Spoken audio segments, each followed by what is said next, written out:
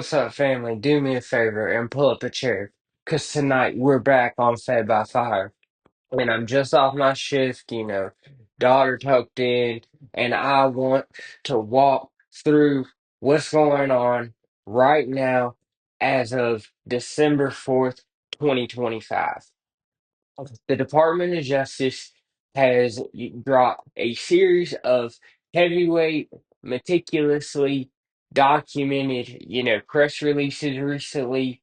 These aren't just quick sound bites meant to grab clicks. They're, full blown case studies laying bare major operations against networks and cartels that, armed large scale trafficking operations all throughout the country and the continent. Today, we break those cases down. We'll walk through the timelines. We'll quote the players, and we'll look at, the legal states, the seizures, and what this really means for communities and for families just like yours. I'm not just, another voice reading headlines. I'm someone who's seen this type of pain up close and personal. So we keep it real. Let's honor everybody out there doing what they can to stop the damage and get educated together with me. That's what we're doing tonight. All right, case study. We're going to talk about number one, the massive meth bust in fruit shipments no longer safe in Georgia, November 2025. On November 20th, 2025, federal, state, and local agents working through a cold storage facility in Fulton County, Georgia, mounted surveillance. They spotted three refrigerated box trucks, a normal looking shipment, until one of those trucks was traced to a residence in southeast Atlanta, another to a business near Gainesville. And during the midnight operation, one truck parked outside a house in Atlanta was found, and we talked about that on the channel, loaded with approximately 924 pounds of ice hidden in pallets of blackberries. Another truck at a Gainesville gas station yielded around 661 pounds after a canine alerted combined, that's 1,585 pounds, nearly 600 pounds of crystal gone, intercepted before it could ever, hit the streets. The alleged traffickers, Gerardo Salaria Alaverdo, 44, previously served 17 years for trafficking and firearm possession, and a man named Nelson Enrique Torto, 36, he was on probation after a 2024 ICE conviction. Both now face federal charges, including conspiracy, possession with intent to distribute, as of prosecutors described it. These are repeat offenders. Yeah, I don't know what's up with the fruit trucks, but attempting to conceal and traffic an enormous quantity of ice. We've talked about fruit trucks a lot. The bust is part of a larger national initiative to destroy cartel and transnational trafficking networks, and we'll talk about, why exactly this matters. This isn't just another bust, it reveals a chilling adaptability. Drug traffickers are exploiting legitimate supply chain routes and food distribution systems, hiding, basically poisons inside in ordinary consumer goods. From a journalistic standpoint, it it's it underscores the scope of the sophistication of the cartel's logistics. From a human perspective, every pound not seized would have been meant for users. There's no shortage of those, and just broken families for communities that are already hurting. In this operation, it honestly save lives before, they could ever hit the corner or wherever they were going. But let's talk about case number two, the nationwide offensive, the DEA, an operation called Fentanyl Free America. As of December 1st, 2025, the DEA reports that across 23 U.S. and 7 international field divisions, over 45 million Fetty pills and 9,320 pounds of Fetty powder have been seized. That removal equates to an estimated 347 million potential lethal doses taken off the streets. Behind those numbers are countless indictments, arrests, and seizures of firearms and cash, and multiple agency cooperation aiming to disrupt the drug supply chain from the origin to the doorway. The DEA's 2023 Last Mile Initiative had already arrested thousands of people and removed vast quantities of Fetty, ice, firearms, and cash nationwide. And let's talk about why this matters.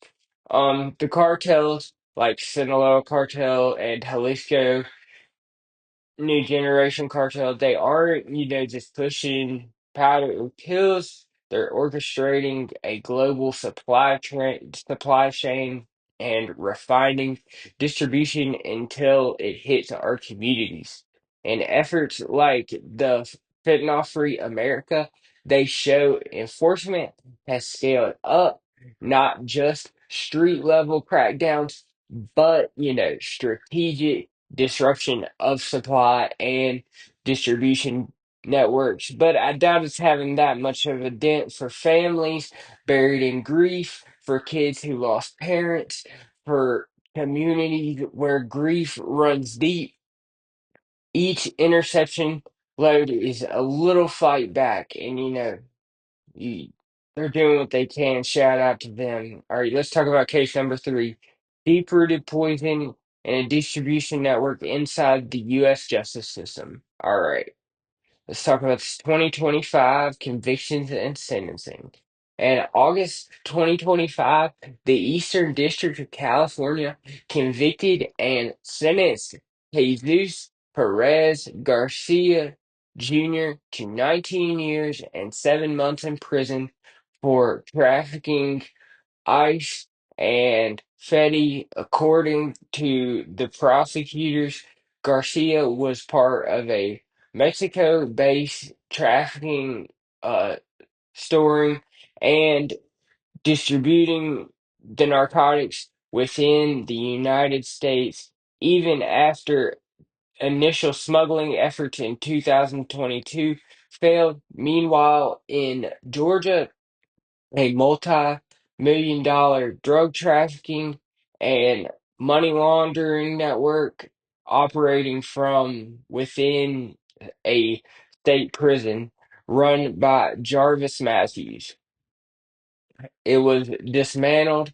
Matthews, already serving life for murder, was convicted of conspiracy to distribute ice, Fetty, H, and for money laundering after a 5-day federal trial.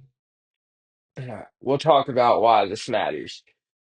These cases show that incarceration alone doesn't guarantee removal of poison. Prison walls often become incubators for distribution networks, money laundering, and further trafficking. When convicted, dealers and cartel associates continue running their operations from inside U.S. prisons or stash houses. That's nothing new, but the danger seeps back into our communities. From a policy angle, it demands stricter oversight, better prison management and long-term strategies. This is their quotes, not mine. Not a lock, not forgot. People listening means the enemy isn't always outside. sometimes it's in plain sight. All right. The wider context and what it says about the drug war right now, according to sentencing data, the proportion of drug trafficking cases involving Fetty is surging up more than 250% since 2020 among certain types of offenses. Meanwhile, ICE remains a dominant driver of enforcement actions from border seizures to domestic busts across multiple states, Colorado, Georgia, California, etc. For example, in early 2025, authorities in Colorado executed what was described as the state's largest ICE seizure, over 1,000 pounds. They were intercepted before distribution. The diversity of trafficking methods, hiding ice in fruit and produce shipments.